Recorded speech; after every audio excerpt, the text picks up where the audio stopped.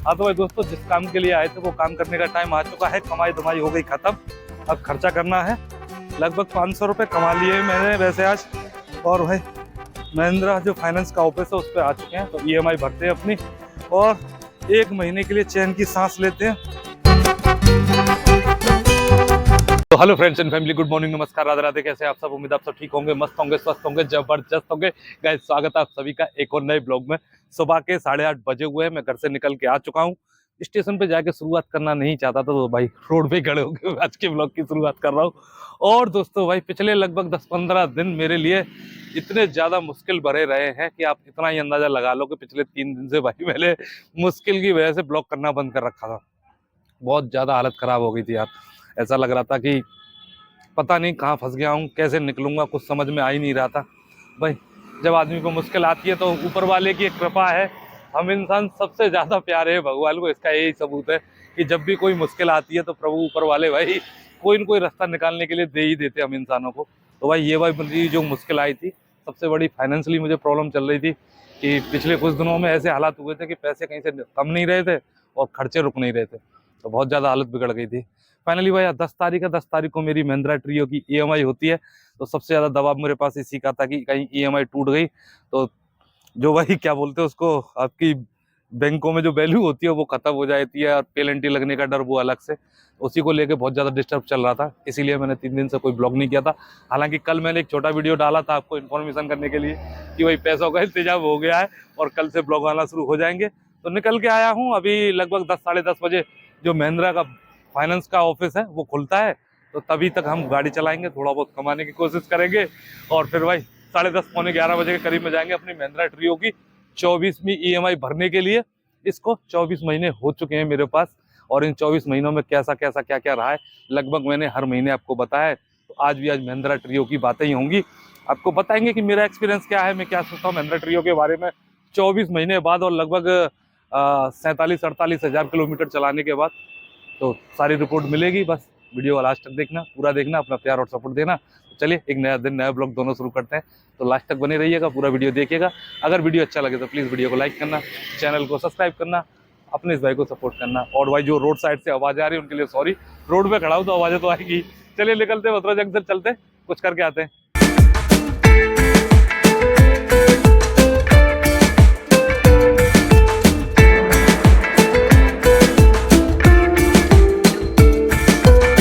वैसे ये बताओ, आप लोगों में से कल T20 मैच किसने देखा था? इंडिया और पाकिस्तान वाला। भाई इतना मजेदार मैच था। जैसे ही मैच स्टार्ट हुआ विकेट गिरने शुरू हुए, पूरे के पूरे फेस उड़ना शुरू हो गए। ऐसा लग रहा था जैसे टीम इंडिया के जो बैट्समैन थे आज बैटिंग करने के मूड में नहीं थे। टपाए सीधा कैच, टपाए सीधा कैच, एक के बाद एक। और जब सेकंड इनिंग चल रही थी, पाकिस्तान बैटिंग कर रही थी, 10वें ओवर में जाके मुझे लगा कि भाई आसानी से मैच हार जाएंगे। तो फिर रात में अपनी नींद खराब करने से क्या फायदा, 12 बज ही चुके थे। मैंने मोबाइल बंद करके और सो गया। सुबह जब जगह मैंने न्यूज़ देखी कि कितने, में ये चेक कर रहा था कि कितने विकेट से हारे हैं। भाई देखा तो 6 रन से जीत लगी हुई थी और ये क्या हुआ भाई बिल्कुल भी उम्मीद नहीं थी कि इंडिया जीत जाएगी। मैच ही ऐसा चला था, कुछ भी अच्छा जा ही नहीं रहा था। कैच भी छोड़े थे, विकेट भी इतनी आसानी से दे दिए। सूर्य कुमार यादव, रविंद्र जडेजा सीधे हाथ में दे के आउट हुए, तो बिल्कुल भी मन नहीं लग रहा था मैच में। सुबह जब न्यूज़ देखी कि इंडिया 6 रन से जीत गई है, मेरी खुशी का ठिकाना नहीं रहा। वैसे भी कल यार प्रधानमंत्री मोदी जी ने शपथ ली थी, कल इंडिया हार जाती ना तो बहुत से लोग फिर दोबारा पता नहीं क्या क्या डायलॉग लगाना शुरू करते। तो भाई कल ये तो कम से कम अच्छा हो गया। अभी भाई लगभग 11:30 हो चुके हैं, 2 चक्कर मैंने लगा दिए हैं। ये वाला जो चक्कर है काफ़ी लंबा था मेरा, जमुना एक्सप्रेस के लिए सवारियाँ छोड़ने आया था। यहाँ से वापस चलते हैं, अपनी ईएमआई भरते हैं। मैं ज़्यादा आज इस ब्लॉग को खींचूंगा नहीं, क्योंकि थोड़ा सा भी मेरा भी दिमाग ऑफ ही था। तो यहाँ से सवारी पकड़ते हुए सीधे चलते हैं, अपनी ईएमआई और भरवाते हैं भाई, तो थोड़ी सी संतुष्टि मिलेगी।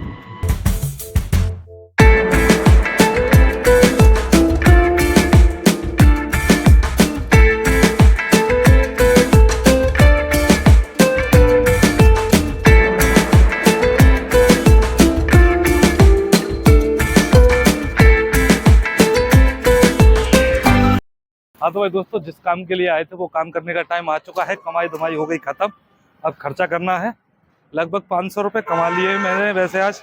और भाई महिंद्रा जो फाइनेंस का ऑफिस है उस पर आ चुके हैं, तो EMI भरते हैं अपनी और 1 महीने के लिए चैन की सांस लेते हैं।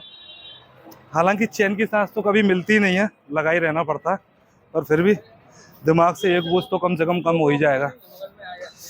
कल सोमवार, कल का संडे पड़ गया था, आज सोमवार है, तो लग रहा है आज भीड़ मिल सकती है। वैसे चलो देखते हैं भाई क्या हाल है। इस बार जो मुश्किल आई है ना, कभी नहीं आई ऐसी मुश्किल यार। बड़ी मुश्किलों से पैसे इकट्ठे हुए हैं। हाँ चलो ठंडक भी मिल गई, बाहर बहुत तेज धूप है, इधर कम से कम थोड़ी राहत तो है। चलो ऑफिस चढ़ते हैं, सीढ़ियां हैं भाई यहाँ से आगे, ये देखो ये वाली सीढ़ियां चढ़ के जाना है। कल संडे था, सोमवार है, तो आज तो भीड़ है भाई। इधर भी EMI वाले लगे हुए और इधर भी EMI वाले लगे हुए।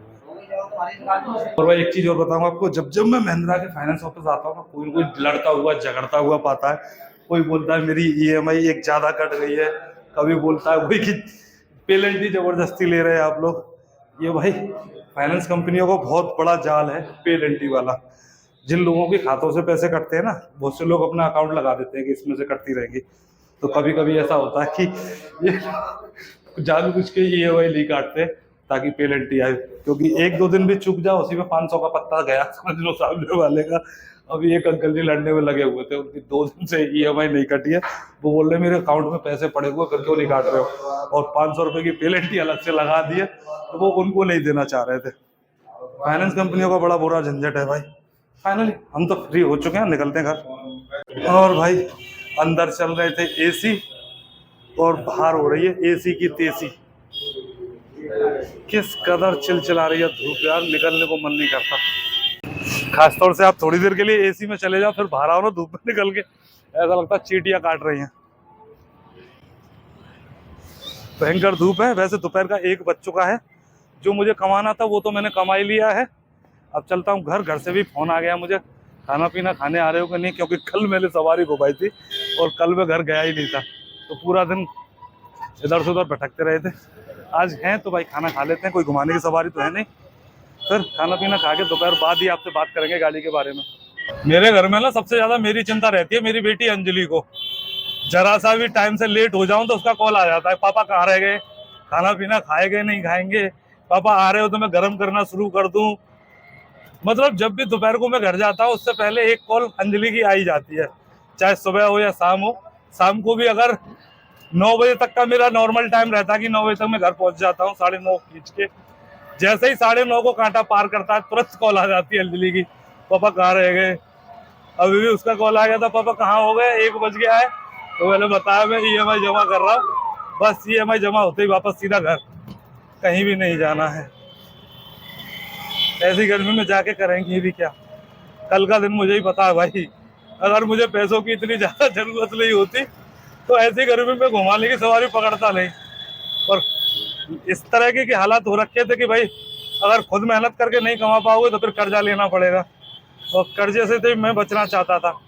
तो पूरा दिन मरा हूँ, कल मैं भूखा भी रह गया था, कल खाना नहीं मिला था मुझे। वैसे हल्का फुल्का खाता रहा, चाय पी ली, कभी कुछ कर लिया कभी कुछ, उसी में दिन काटा था मैंने।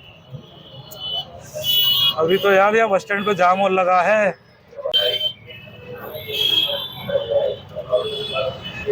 यहाँ से जाम कभी खत्म नहीं होते भाई।